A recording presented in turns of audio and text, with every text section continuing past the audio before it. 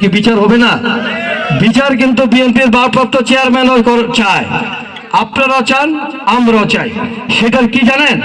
এই যে 31 দফা, এই 31 স্বৈরাচারী শেখ হাসিনার বিগত কুখ্যাত সরকারকে জব্দ হবে। আমরা জনগণের ভালোবাসা নিয়ে, আপনাদের ভালোবাসা নিয়ে এই 31 দফা নিয়ে মাঠে ঘাটে মা বোনদেরকে সবাইকে বুঝাবো যে 31 দফাটা কি।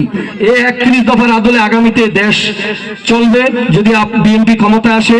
এই 31 দফার ভিতরে এমন কোন সেক্টর নাই যে এখানে কিছু না করবে।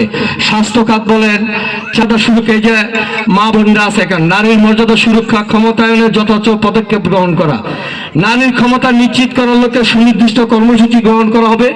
জাতীয় সংসদ সহ জনপ্রতিনিধি নির্বাচনে মনোনয়নের ক্ষেত্রে ক্রমবর্ধমান হারে তাদের অংশগ্রহণ নিশ্চিত করা হবে।